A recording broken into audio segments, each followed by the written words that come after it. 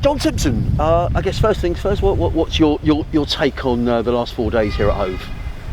Yeah, really positive 4 days for us.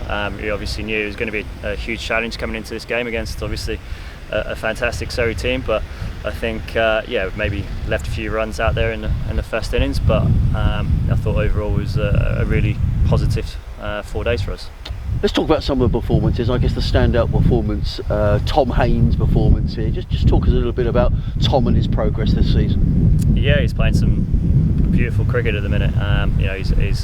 His batting's come on leaps and bounds. I think for me it's just that hunger and desire to go on and get some big scores, and the practice and the way he goes about things behind the scenes. I think he's reaping the rewards through that now, and I think obviously having Daniel Hughes at the other end is obviously helping him, and obviously those two are forming a really formidable opening partnership, and hopefully if these boys, if both of those can carry on that rich vein of form and putting these big partnerships together, it certainly helps 3 onwards to come in when the ball's a little bit older and help us post big scores. 435, it took a while to get there. Was that because of the strength of the Surrey bowling, John? Yeah, no doubt. I think there's no there's no beat about the bone, whatever the saying is. They're a quality attack. I think all 4 bowlers. They keep coming, and obviously Dan Lawrence is a pretty good spinner as well. So their lines and lengths are relentless. Obviously to get to 435 took a little bit longer than obviously we'd like, but I thought they bowled really tight, very disciplined, and obviously I think a couple of things that we can learn moving forward. I think that's the really interesting part for me, is that period. I think for 20 overs where I think it didn't feel like we could hit boundaries. I thought the lines, and as I said, the lines and lengths were immaculate, and you don't just get 2 good bowlers in Division Division 1, you get 3 and 4, and I think these last 4 days showed why. They've been champions for three years on the spin, and the team and to beat, and I think that's the really exciting bit for me as well, is where that we've put up a really good 4 days against them. And obviously for me, moving forward, it's about what we learn from them, and also what we can, the positive stuff that we're doing, and hopefully, trying to maximise the potential in that changing room. We saw perhaps what First Division cricket is like yesterday afternoon, when Lawrence in particularly was batting. Was that a realisation to just how tough Division 1 cricket can be? Yeah, absolutely. I mean, Dan's a quality batter.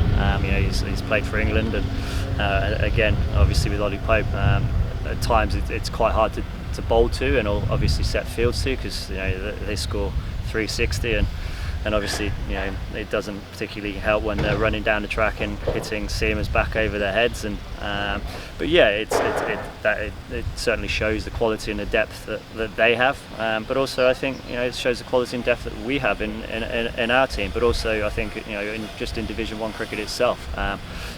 This is where we want to be. These are the challenges and the teams we want to be up against year in, year out, game in, game out, and that's only going to stand us in good stead, because I think the more games we play against better opposition, I think we've got a team of lads, or a group who really rise to the challenge, and I think that's where we are as a group now, is that the resilience I think that we've built up over the last sort of 12, 16 months, and obviously starting from last year and winning games of cricket, is going to stand us in really good stead and moving forward.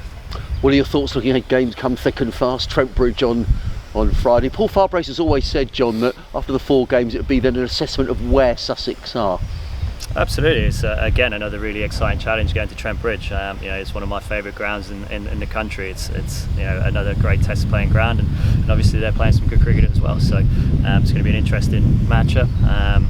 Having a look to the wickets that they've produced in the last couple of games, they've been very green, so it might be a little bit seamer friendly. But again, as I keep saying to the lads in the change room, it doesn't matter what the opposition produce, what happens at the toss, whether we bat or bowl, we've got all bases covered. Ollie Robinson and Jayden Seals are probably 2 of the best opening bowlers in the country.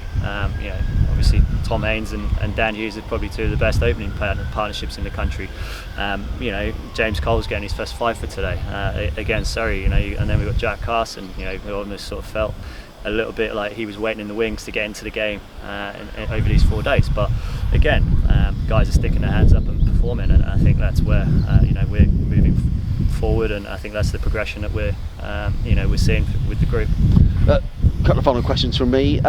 Sean Hunt, that's a real shame for Sean, hearing he's out for 3 months. What's your reaction to that, John? Because he bowled beautifully here against Somerset. Yeah, obviously very very sad news for Sean, going to be out for 3 months. I think you saw obviously the 9 wickets he got last week, and it's just a real shame, because I think again, he epitomises everything about this team. He gives us a different option, being a left armer, and you can really see how he's progressing nicely. And obviously, it's a sad for Sean, but obviously he'll come back fitter, come back stronger. And as I said to him when I found out, I said, mate, put your feet up, get yourself back fitter and stronger, and there's going to be a great opportunity for him to come and make a difference later in the season. And if we can put ourselves in a good position come August, September, then he's going to play a massive part in that. And finally, it looked like you're having trouble getting the ball out of Ollie Robinson's hand today. Bowled 11 overs on the spin, John. Yeah, I just said to him one more, and he's like, I'll keep going.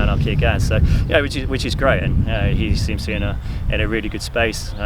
He's obviously bowling a nice rhythm. Obviously been a little bit unlucky at times throughout the year, but I feel like he's just coming into his own now, which is exciting for us, and obviously exciting for him as well. So but yeah, it was great that he just wanted to stick his hand up and keep bowling, especially in that throughout this morning, where we were picking up wickets, and obviously getting the 2 extra bonus points, which we were sort of thinking, was it were we going to get 1, were we going to get 2? Probably not, but nice to pick up those extra 2 bonus points and have somebody of the quality of Ollie just to come in and really steady the ship as well.